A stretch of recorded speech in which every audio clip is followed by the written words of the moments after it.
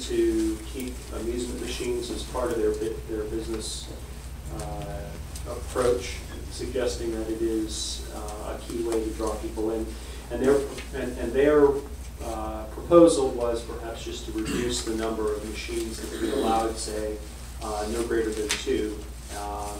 Now, of course, I've understood that our law enforcement is concerned that that puts an undue burden on them to have to essentially patrol inside of establishments to see if people are doing something illegal, and put it, rather than just simply making it a matter of trust and putting the burden on the proprietors to make sure that nobody's doing anything wrong. I still put that out there. I'm not attached to the idea of doing it, but if the rest of council may have an interest towards that, perhaps we can consider revising the language in this. Before we do that, I would ask the city manager to check with the city attorney on that, because I think we'd be involved in a state law also when it comes to reduction of those machines, because the state allows them up to a certain amount. And that way we would be superseding the state if we did that. My understanding is that local authorities are allowed, they can't replace the regulations, but they can have their own set of regulations regarding the same things that may be subject to regulation at the state level, provided that they're more strict. I'd still like the city attorney to look at that. I wouldn't want us to run into any type of litigation because the right to the business owners go. Because if the state allows them to pay $125 for a machine, costs $5,000 for a license, and then the city comes in and says, well, you can't have it. And I think we might have a situation on here. Yes, Mr. Mayor, the city attorney has reviewed the ordinance and has approved as to form previously, but we certainly don't mind asking that specific question. Okay. Also, I'd like to point out on this, in section 322 on the open area and patio sales, item 3, where it says that any license holder desiring to obtain approval for open area patio or deck sales must submit to the city a complete set of plans that will be reviewed and approved on an individual basis by appropriate members of the city staff. I really like that. I don't know how we got away from it in the city, the idea of having a complete set of plans, and the idea that anybody could just submit a floor plan to make changes in their commercial establishment, but I really like that. They should submit a complete set of plans. That in other words, you're saying not just the area they want to make patio, the entire layout. Any type of renovation they want to do should have a complete set of plans.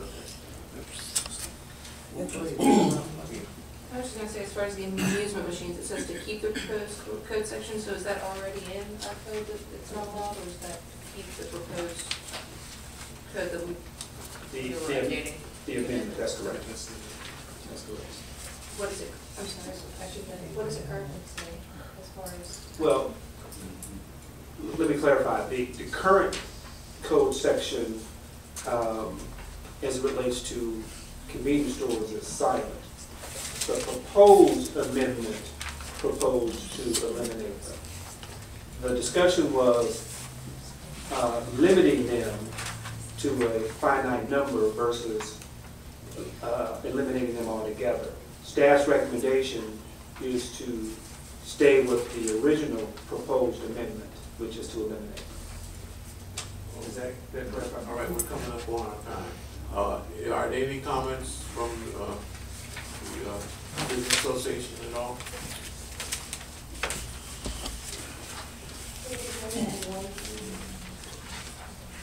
Our businesses wanted to stay open and sell alcohol until 12 o'clock because that's what's been happening the other days of the week.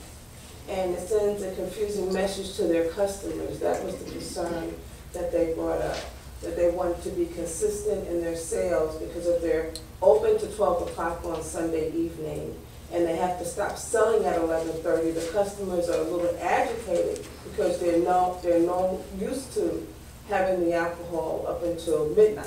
So they ask for that extra half an hour in order to, one, keep their customer base and to lessen the confusion and aggravation that they sometimes incur. So that's why they ask for a half an hour for the Sunday. Our alcohol license allows us to begin selling alcohol at 9 a.m. So regardless of whether they eat or not, if they want to drink at 9 o'clock in the morning, they can get a drink at 9 o'clock in the morning. So the 51-49%, I'm glad that you guys are considering that, because it does demonstrate that we want to sell more food than we do alcohol. And we have to also understand the customer base which we have, which is a drinking customer base, even though they do, eat food. And the machines, we hope that you will reduce them and not eliminate them altogether. Currently, we have a $25 fee that comes to the city for having a machine in the location that is visible and not behind a wall or obstructed from public service personnel to be able to see. So we hope that you will at least reduce them and have a finite number, then eliminate them altogether, because it is a draw into the business. And I appreciate the workshop that you're going to have in September. And our members have asked me to let you know that we really did appreciate the ability to have a sit-down conversation with you, and we thought that was very productive. So thank you. Thank you, Rosemary. I had a question for the city manager. Did we not get it from the city attorney that we could not levy a fee on those machines? Because the state already charges the location owner $125. So are we levying a $25 cost? So that's wrong, Rosemary. I remember we had an administrative fee that the city was charging when you were councilman and not. For the machines? Mhm. That was an administrative fee. Yeah, that's not a part of this. Oh, okay. All right, okay. Thank you. Okay, we'll move right along. Any more comments? Okay, then we'll move. All right, we're gonna move to old business. Just from staff's benefit, and so it sounds like I didn't hear anything so compelling that would lead staff to change the ordinance for the first reading. However, staff understands that there may be motions put forward to amend certain sections or provisions of the ordinance that will then be voted upon and passed by the majority. Is that a fair assumption? In other words, y'all want to go back to the first reading. Okay. All right. So what you have next Tuesday is what you have now. Right here. Can I just clarify the provision so I understand it when we see it next week? Regarding visibility, as we were talking about earlier, we're saying that some window coverings can be used to reduce glare. Should the ordinance be more specific to say when they can be used, meaning that they can be used temporarily? Because it seems to suggest that you can do it, but the question is, to what degree can you cover the window for how long? He has it in the ordinance right now, where they can actually go over shades during the prime time of like 12 noon on. It's in the ordinance already. Let me get to the page where you are, Councilman. What page are you? Visibility. Section 3 -30 visibility subsection D.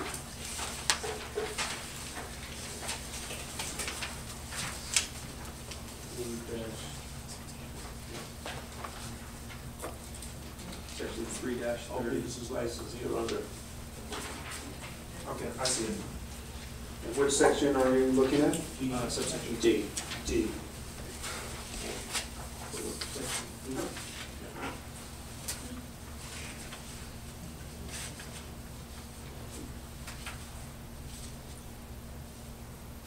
And so your question or recommendation was what again, please? I think that if we're going to propose that none of these window coverings, the window coverings cannot obscure view, but then give this kind of somewhat unqualified or undelineated distinction about when they can exceptionally use it. I think we should choose one or the other. You want to put tinting along the top of your window at all times to obscure glare when the sun is high, or when the sun is low. I'm not sure what works best, but and then to not allow any shades or curtains. I think that makes it much clearer than to say you can have them there and you can use them sometimes. Because I have a tendency just to leave them in place. I think I already that. Yeah, Am I correct, Rosemary? Didn't we say at that meeting our ordinances already covers that? We said that we will work with the public safety and the city manager to go in to make recommendations on which way we will go. That we understood that the sun would block some of the view when doing business during the high hours and the sunset, so that we would work with it. But we didn't want to have complete obstruction into a business, so there would be recommendations brought forth from the ARC committee. and my recommendation would be that may be a little difficult and a little cumbersome to be that specific. No. I think it would be better if we left it to the discretion of the business owner and the public life officer, because now you're getting into legislating, when will the sun hit your building, will it hit your window, and I just personally think that that's a little cumbersome. Okay. Okay, thank you. All right, let's I move want to on. ask a question about that. That's the only thing I came for. I was very interested in the. Debbie, can you go to the mic, please? Yeah. Thank you. And then identify yourself and where you live. Okay. I'm Debbie Gaffman. I live on Mill Avenue. I'm never going to put money in an entertainment machine, and I'm not much of a bar girl. However, I don't like these dark places, and I don't think you can leave it to their discretion. This battle went on all over Atlanta because lots of bars say, well, it's the sun, and they tint darker and darker and darker, and police are reluctant to go in there. A great example is what's going on in Kirkwood, where the whole neighborhood is fighting against a bar that's refusing to take down the film that he put on, and it's made it impossible to see through. I think it's a danger issue, and I think it is a public safety issue. And I think curtains that could be kept closed at their discretion will stay closed. May I clarify my statement, because I think you and I are on the same page. Yeah, I'm very concerned about that. So hold on, let me clarify. Okay. Let me read the ordinance. The ordinance says, no tinting, shades, or other devices shall be used to obstruct the view into the facility. Shades, curtains, blinds, etc. may be used to reduce sun glare at so long as such measures do not impede visual access to the facility's interior. Now let me explain how How is that so gonna give me an opportunity to explain. I think maybe you'll get it. So we're not saying we're going to leave it to the discretion of the restaurateur. We're going to leave it to the discretion of the city, whether or not the restaurateur is following the ordinance or not. The ordinance clearly states that you shall not obstruct. We also recognize that if you've got sun going directly into your window, you have to take some measures to shade that.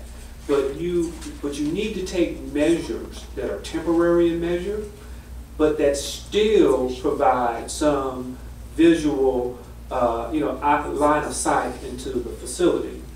And so I think you and I both share the same concern. I'm very concerned. And I get that, and so am I. And so I think that this provision hits that. I think it hits it squarely where it needs to be hit.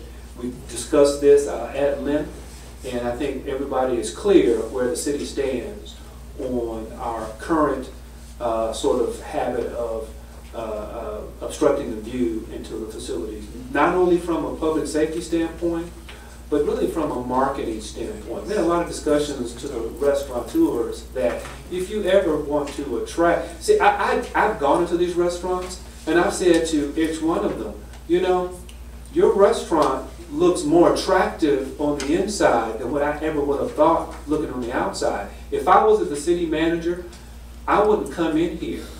And so it's to your advantage from a marketing perspective to open up your restaurant so people who are not familiar with your restaurant will feel safer and more comfortable coming to your restaurant. Ream Restaurant is an example, a new restaurant. I went into there a couple of weeks ago and had that same conversation. It's just a habit of the thick curtains that this ordinance is going to reinforce that we need to break. I just wonder what Adam suggested about codifying it may. It's codified. What It may Adam, be what required. Councilman White was saying, and I don't want to put words in his mouth, was being more specific in terms of the Yeah. times of the day. And my opinion, humbly, is that that's not necessary. I think that we're going to depend upon the city and a quality of life officer and the city manager